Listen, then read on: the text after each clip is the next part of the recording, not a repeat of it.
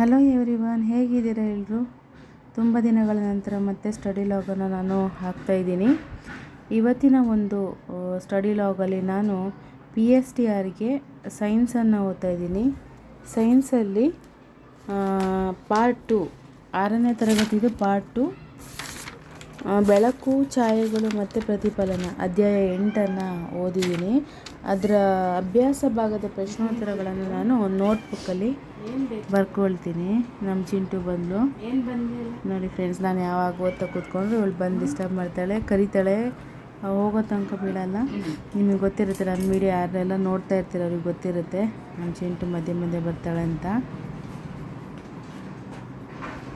ತಿಕ್ತಾಳೆ, ಬುಕ್ಕಿಗೆ ಕೂತ್ಕೊಳ್ತಾಳೆ,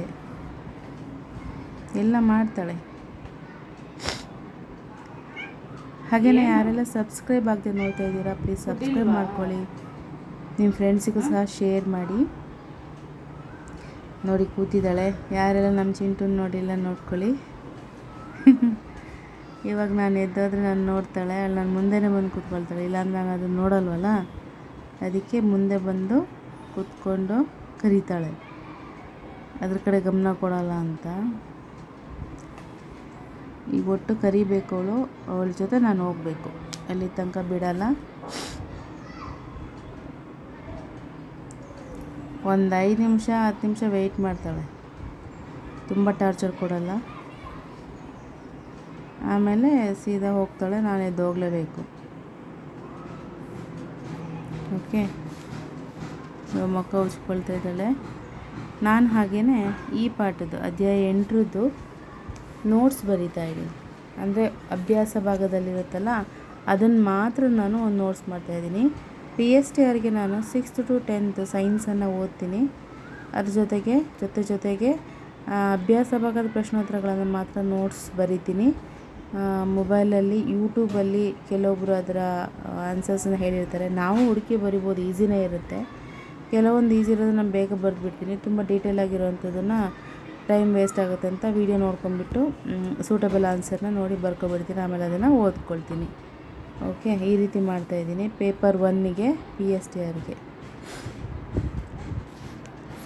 ಫ್ರೆಂಡ್ಸ್, ಯಾರೆಲ್ಲ PSTRಗೆ, HSTRಗೆ, GPSTRಗೆ ಓದ್ತಾ ಇದ್ದೀರೋ ಇವಾಗಲಿಂದಲೇ ಸ್ಟಾರ್ಟ್ ಮಾಡಿ. ಇನ್ನೇನು ಎಕ್ಸಾಮ್ ಕರೀತಾನೆ, ನಾವು ಕರೆದಾಗ ಓದೋದಕ್ಕಾಗಲ್ಲ. ಸ್ವಲ್ಪ ಇವಾಗಲಿಂದ ನೋಡ್ಕೊಂಡಿದ್ರೆ ಆಮೇಲೆ ನಾವು ಮತ್ತೆ ಇನ್ನೊಂದು ಸತಿ ಓದ್ಕೊಳ್ತಾ ಹೋಗ್ಬೋದು.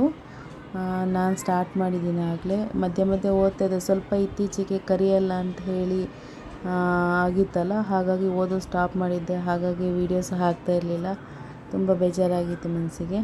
ಮತ್ತು ಇವಾಗ ಕರೀತಾರೆ ಅಂತ ಗೊತ್ತಾಯಿತು, ಅದಕ್ಕೆ ಮತ್ತೆ ನಾನು ಅಭ್ಯಾಸವನ್ನು ಸ್ಟಾರ್ಟ್ ಮಾಡಿದ್ದೀನಿ. ಸ್ಟಾರ್ಟಿಂಗಿಂದನೇ ಮತ್ತೆ ಸೈನ್ಸನ್ನು ಓದ್ತಾ ಬಂದೆ. ಆಲ್ರೆಡಿ ಅಭ್ಯಾಸ 1 6ನೇ ತರಗತಿದು ಭಾಗ 1 ಮುಗಿಸಿದ್ದೆ. ಭಾಗ 2ನೇದ್ರಲ್ಲಿ ಈಗ 8ನೇ ಪಾಠ ಓದಿದ್ದೆ ನಿನ್ನೆ ರಾತ್ರಿ. ಅದರದ್ದು ನೋಟ್ಸು ಬರ್ಕೊಂಡೆ. ಇದನ್ನು ನಾನು ಕೀ ಪಾಯಿಂಟ್ಸ್ ಎಲ್ಲ ಮಧ್ಯದಲ್ಲಿ ಮಾಡಲ್ಲ.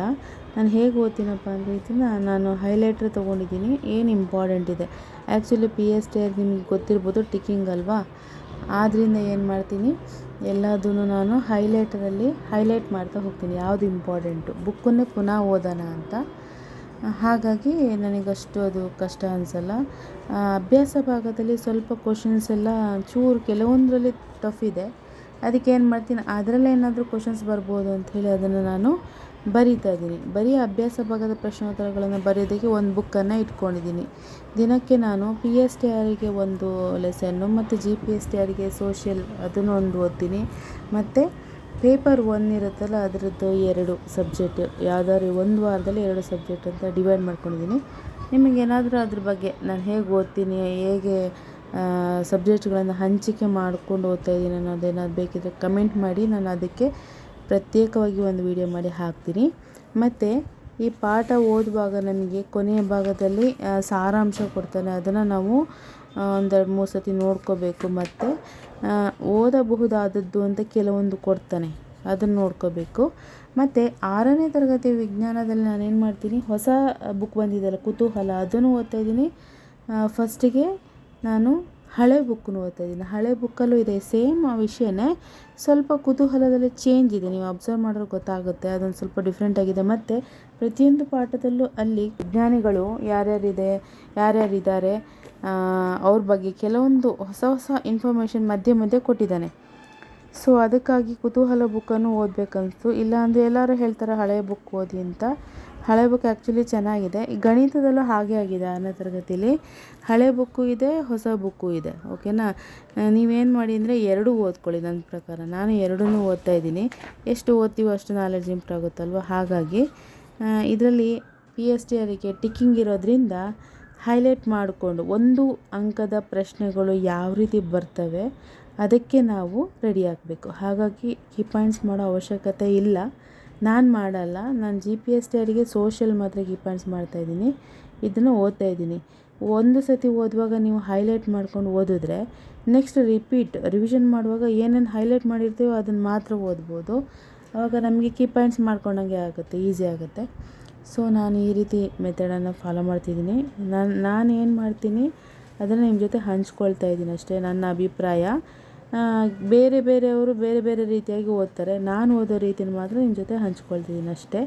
ನಿಮಗೆ ಹೇಗೆ ಅನುಕೂಲ ಆ ರೀತಿಯಾಗಿ ನೀವು ಓದ್ಬೋದು. ಇದಾದಮೇಲೆ ನಾನು ವಿಜ್ಞಾನದಲ್ಲಿ ಹಳೆ ಬುಕ್ಕನ್ನು ಓದ್ಕೊಳ್ತೀನಿ. ಭಾಗ 1 ಭಾಗ 2. ಅದಾದ ನಂತರ ಕುತೂಹಲ ಓದ್ತೀನಿ. ಹೊಸ ಬುಕ್ ಬಂದಿದೆಯಲ್ಲ ಅದನ್ನು ಓದ್ತೀನಿ. ಅದಾದಮೇಲೆ 7ನೇ ತರಗತಿ ಓದ್ತೀನಿ. ಆ್ಯಕ್ಚುಲಿ 1 to 5ಗೆ ಟೀಚರ್ ಆಗಲಿಕ್ಕೆ 8ನೇ ಕ್ಲಾಸ್ ತನಕ ಓದಿದರೆ ಸಾಕು ಅಂತಾರೆ ಸೈನ್ಸು. ಆದರೆ ನಮಗೆ ಸ್ವಲ್ಪ ಜಾಸ್ತಿ ನಾಲೆಡ್ಜ್ ಇದ್ದರೆ ಒಳ್ಳೆಯದು ಅಂತೇಳಿ ನಾನು ವಿಜ್ಞಾನವನ್ನು 6ರಿಂದ 10 ಓದಬೇಕು ಅಂದ್ಕೊಂಡಿದ್ದೀನಿ. ಗಣಿತವನ್ನು ಮಾತ್ರ 5ನೇ ತರಗತಿಯಿಂದ 8ನೇ ತರಗತಿ ತನಕ ಓದಬೇಕು ಅಂದ್ಕೊಂಡಿದ್ದೀನಿ. ಅಂದರೆ ಓದಬೇಕಂದ್ರೆ ಪ್ರಾಕ್ಟೀಸ್ ಮಾಡಬೇಕು ಅಂತ ಅಂದ್ಕೊಂಡಿದ್ದೀನಿ. ಯಾಕಂದರೆ ಗಣಿತ ಸ್ವಲ್ಪ ಬೇಸಿಂದನೇ ಬರಲಿ ಅಂತ. ನಾವು ಯಾಕಂದರೆ GPSTRಗೆ ಪ್ರಿಪೇರ್ ಆಗ್ತಿರೋದ್ರಿಂದ ನಮಗೆ ಸೈನ್ಸ್ ಮತ್ತು ಮ್ಯಾಥ್ಸು ಅಷ್ಟು ಟಚ್ ಇರೋದಿಲ್ಲ ಅಲ್ವಾ.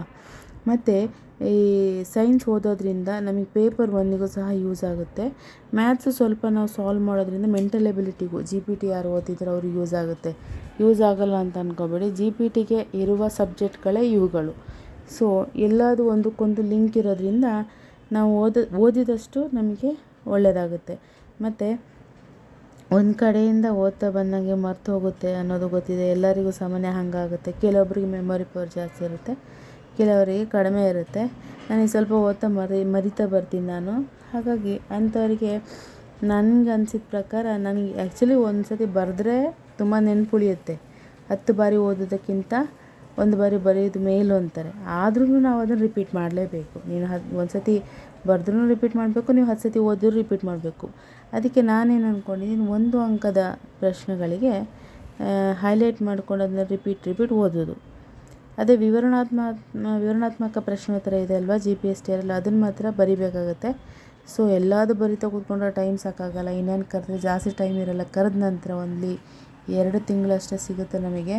ಆವಾಗ ನಾವು ಬೇಗ ಓದಿ ಮುಗಿಸ್ಕೊಂಡು ರಿವಿಷನ್ ಬೇರೆ ಮಾಡಬೇಕು, ಜಾಬ್ ತೊಗೊಳ್ಳೇಬೇಕಂದ್ರೆ ಅಲ್ವಾ. ಅದಕ್ಕೋಸ್ಕರ 1 ಅಂಕದ ಪ್ರಶ್ನೆಗೆ ಆದಷ್ಟು ನೀವು ಬುಕ್ಕಲ್ಲೇ ಓದ್ಕೊಳ್ಳಿ ಹೈಲೈಟ್ ಮಾಡಿಕೊಂಡು ಅಂತ.